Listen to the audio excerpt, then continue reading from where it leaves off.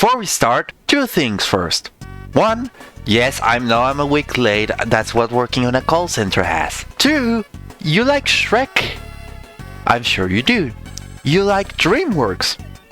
I'm sure you do. So if you were one of the persons who says, "Well, Danny's angry at Disney, well, Disney bad is all they have to offer, well, I got mad at Disney," well, let me tell you that if that's the only thing that bothers you, you're a massive hypocrite and should stop repeating what your favorite YouTuber said about the series in his video. Unless that one is me, which in that case. Because when he does it, it's okay, but when Dana does it, it's suddenly bad. So, without further ado,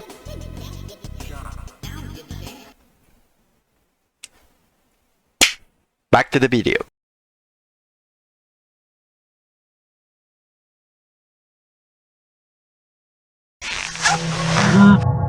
Happy Nightmares 2025. They're having a party without me. Huggy Wuggy.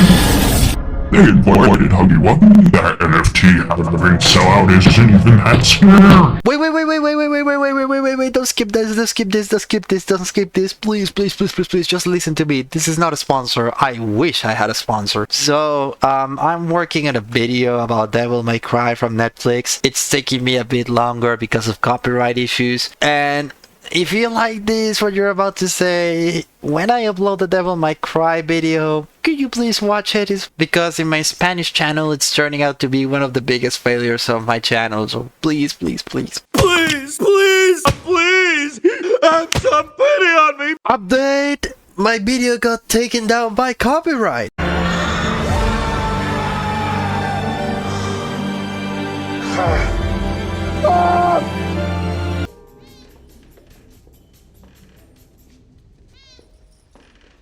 Deja vu.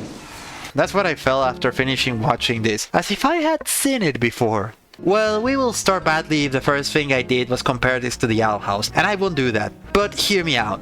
Knights of Guinevere is basically a reflection of what the Owl House was, but in a single episode. Something that started badly and that actually annoyed me, but as it progressed, it improved until it clicked with me. If I had a coin for every Dana Terrence project that I initially hated but ended up liking, I would have two, which is not much, but it's rare that it happened twice. And I'm going to say the obvious things so I don't have to say what everyone will probably repeat over and over again, ignoring the rest of the product. Oh my god, Walt Disney. Oh my god, Mickey Mouse. Oh my god, Disney exploits its employees. Okay? Done? Do you feel satisfied and validated now that I've said the same things you'll probably hear 1,000 times on the internet? I love you, Ultimate Player. The reason I copied that gag, besides my questionable history of copying content, is because I'm afraid that everyone would just talk about Dana's relationship with Disney and not see this for what it is. A product with a mediocre beginning and an animation problems that completely captivated me at the end. Basically, I'm afraid that Knights of Guinevere will live in the shadow of the Owl House, so I want to move the discussion away from that beyond the worrying pattern that I'll talk about later. But as always, let's start with the summary.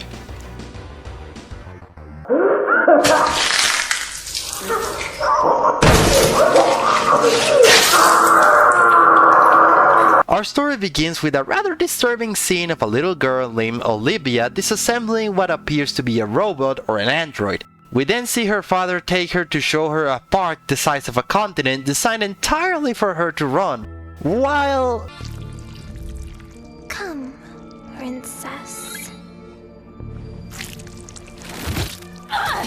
Dude, your daughter doesn't need a theme park, she needs a therapist. Anyway, the android escapes by jumping off the balcony, and then we're shown that the image of the princess isn't so beloved in the future. We cut to a scene where some girls are trying to get a princess plush toy named Gwen, and after failing, they found one of the princess clones who has a mechanical malfunctioning that one of the girls fixes, and the princess thanks her. Now we have a time skip to see two boring characters who I don't care about at all, whose names I don't even remember, in a slow, boring and tedious first arc. So I'm going to skip to the middle where the good stuff starts. You won't let me do that, right? Do I tell you or do I keep it as a surprise? Okay, after looking it up on the wiki, these are Frankie and Andy. Andy seems to be an engineer for the company that owns the park, while Frankie... facial controls into the environmental pipeline. It's not a very sophisticated solution. Yes, Frankie isn't exactly right in the head. We'll see more of that soon. She seems to be a technician and a junk man on a ship with my favorite character, Sparky. At that moment, Frankie finds the Gwen we saw at the beginning, and we see that Frankie has a very childish view of things, from idolizing the park like a little girl to wanting to repair her with the dream of becoming an engineer, like Andy. But Sparky just wants to sell her. We cut to Olivia, what happened to you? It seems that after what we saw at the beginning, this has become a common occurrence, and it seems that Olivia has a strange obsession with it, and get it off my face. This isn't funny. It's weird. It doesn't scare me, it makes me uncomfortable. You're weirder than I ever imagined. Oh, ew. I don't like him. I don't like him at all immediately. Okay, back to Frankie. You need to go back for her. Yeah, the princess is the princess. When I said Frankie's crazy, I wasn't exaggerating. Frankie genuinely isn't mentally stable. At first she seems adorable, but then... Hey, you eat yet?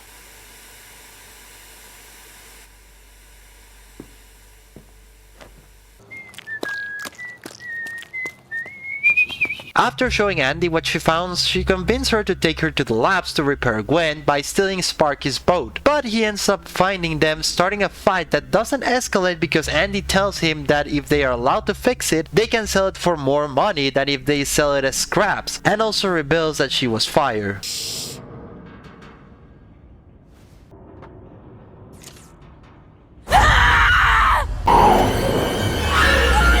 Here's Johnny!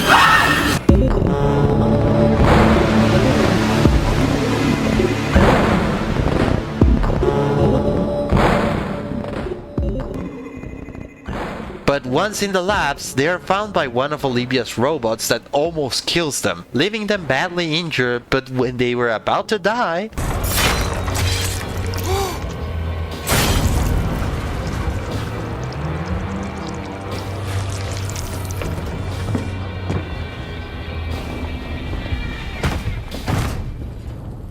After that, we see that Frankie and Andy seem to have managed to reactivate this Gwen, but his perception of reality is a bit twisted. Hello, Francesca. Hello, Andrea. It's nice to see you two again.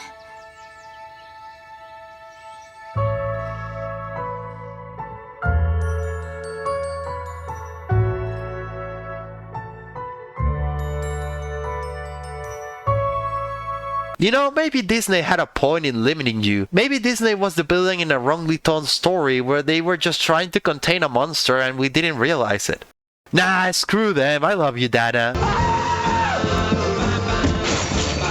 Now, how can I describe this? Let me give you an example. My dear Scott Cawthon, after releasing FNAF 3, noticed that it didn't have a very good reception, mainly from people complaining that it wasn't scary enough. And I don't blame them. I love you so much, my spring chat, but that jump scare sucks. So Scott Cawthon got so pissed that he said, so it doesn't scare you. Okay, I'll make you a game that will make you shit your pants. And out of pure spite, he made one of the most tense and terrifying games ever. I hope you're able to recover soon. Fuck you, Kako! This feels like Glitch's response to everyone who said, if you like the Amazing Digital Circus, you're an idiot. That thing isn't scary at all, it's just trash for kids, nothing for adults. And Glitch said, oh, you want something for adults, huh? And then released this. Look, it's not exactly Salo. I'm not joking. Don't look it up. But it's the darkest thing Glitch has ever released so far. There's a joke that all of Glitch's protagonists are crazy, but what if we actually had a character who's truly insane? This series aims to make you feel uncomfortable, and it succeeds. From its twisted and depressing world to its broken and unsettling characters, although sometimes not in the right way. You see, my video about Netflix Devil May Cry... I said that one of the problems with that series is overexposition, where they overload the viewer with information. Well, Knights of Guinevere falls into the same trap. I'll talk about that in the bad stuff, but unlike in Netflix Devil May Cry, where this exposition is done through long dialogues, here they show it to you. And the golden rule of cinema is show, don't tell. Here they'll show you everything, from people being poisoned by microplastics to gore and violence without being edgy, which makes it easier to digest. And this applies to the characters. They don't tell you that Frankie's crazy, they show you the character hallucinating while staring at a static on the TV in the dark. This is what I mean by show, don't tell. Speaking more about Frankie...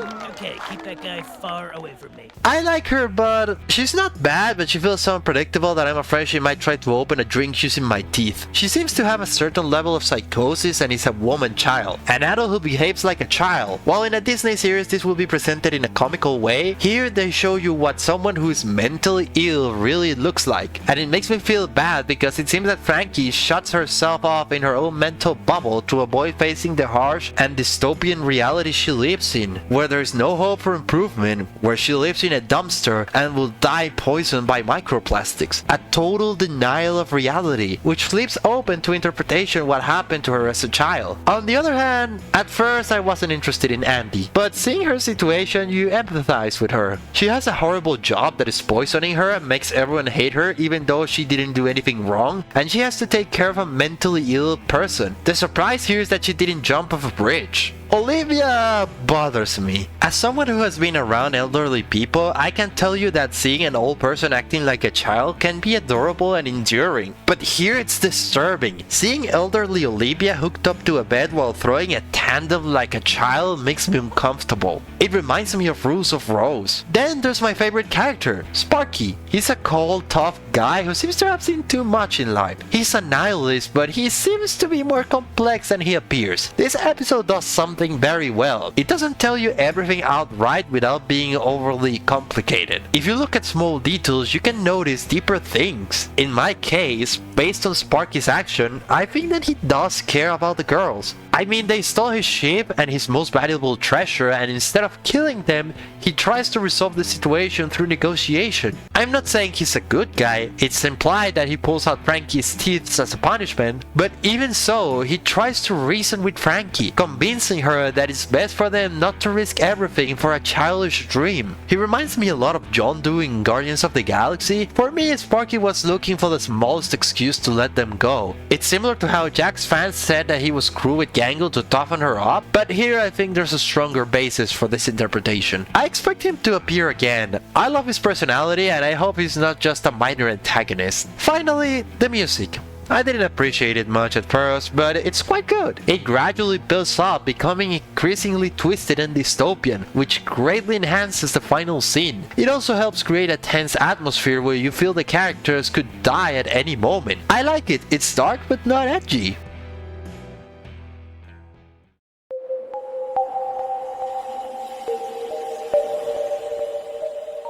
I really only have two things to say about this, and I'll get it out of the way right now. Remember how I said that this episode reflects what the Owl House used to be? Well, that's because it makes the same mistakes overall. Its beginning isn't good. The first season of the Owl House is generic, boring, not funny, and forgettable. Many of us don't recommend it except for a few episodes. While the second season not only improved in every way, but it became one of the best modern series. And although I believe that a bad start isn't necessarily unfixable, that doesn't mean the beginning was good, because the same thing happens here. The second time I watched it, it wasn't so bad, but the beginning felt very slow, boring, and dense. Why? Remember how I said that unlike Devil May Cry, the over-explanation here wasn't through dialogue, but rather the series just shows you everything? No offense, but sometimes I feel like this show thinks I'm stupid. Oh, and could you tone down the swearing a bit? It's not that serious and it fits with the world, but just a little bit. Remember how this series aims to make you feel uncomfortable, but sometimes it achieves that in the wrong way? Well, in the beginning, I felt uncomfortable because the characters didn't seem interesting to me, the story seemed boring, and I felt like they were dumping too much information on me at the start. For example, the Gaslight District did something similar, but since its concept is more interesting and its frenetic and chaotic pacing, it made it more engaging and entertaining for me.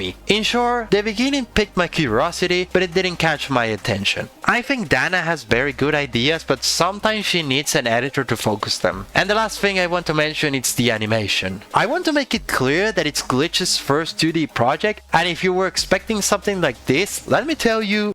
You stupid! Now, the animation in this first episode, it's like watching this.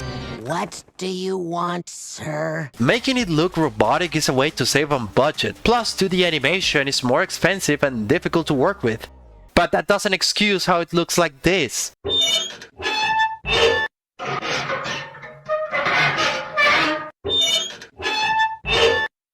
It's not the end of the world. Ask murder drones how their pilot look, and knowing what these people are capable of with time, I don't doubt that this will improve in the future, but it's excessive at times. Frankie and Andy feel more like robots than Gwen. But hey, that's just a theory. A game theory. And since originality on this channel is on sabbatical, let's do something that probably won't be done by people more qualified than me. Theories! Let's see what's going on here. My theory is that Olivia seems to have lost her mother years ago and her father tried to fill that void with material possessions, including Gwen, with whom Olivia developed a severe emotional dependency. Gwen was aware of this, so she tries to help her overcome her problems, but Olivia isn't interested and considers Gwen broken, so she's desperate to fix her. Gwen seems to have consciousness, something that Olivia would be trying to erase because she would consider it a glitch. Gwen is an obsession, an addiction for Olivia. She just wants to enjoy her, not have her give her therapy. Every time Gwen regains consciousness, she tries to escape to get help for Olivia, failing until she's found by Frankie many years later. What does Frankie and Andy have to do with this? Well, if the Gwen that Frankie fixed so many years ago is the same Gwen, maybe they found her during one of her escapes years ago. Gwen would think that if they could fix her, then they can fix Olivia, and the conflict would occur when facing reality, which I think will be the topic of the series. Gwen doesn't understand that things aren't as simple as fixing a robot, but Frankie will join the adventure guided by her childlike view of the world and her desire to go to the park. The series will be about Frankie and Andy trying to repair Gwen, since according to the trailer, I doubt that that machine will be enough to fix her, and they will have to find parts to repair her with the help of Sparky and his ship. Andy will be the voice of reason for both of them, while Frankie and Gwen would be stuck in their idealized view of the world. Andy and Sparky will try to help them mature and accept reality, with Andy being more realistic and Sparky being a pessimist who just wants to sell Gwen. All this while Olivia sends robots to capture Gwen. In short, if you saw the Astro Boy movie, it's the same as when they drop him to the surface, but crueler. And I'm sorry, but I don't see Andy surviving. I think Andy will die, and that will be the moment when Frankie has to accept reality, so I wouldn't get too attached to her. Frankie might improve or get worse, because according to the promotional material, the Gwens damaged genomes, so Frankie might get more and more insane or ended up contracting super cancer or something like that. Perhaps Olivia's current state is due to overexposure to Gwen. And I think Walt Disney is dead. And please don't make Andy and Frankie a couple, because I like their more family relationship much more, with one having to take care of a sick family member, which is more interesting to me. And that's all I have to say. It's a very solid start for their first 2D project, with just a few minor details that can be easily fixed later. A solid but not perfect beginning. I hope my rambling thoughts were entertaining, and see you later. Bye bye.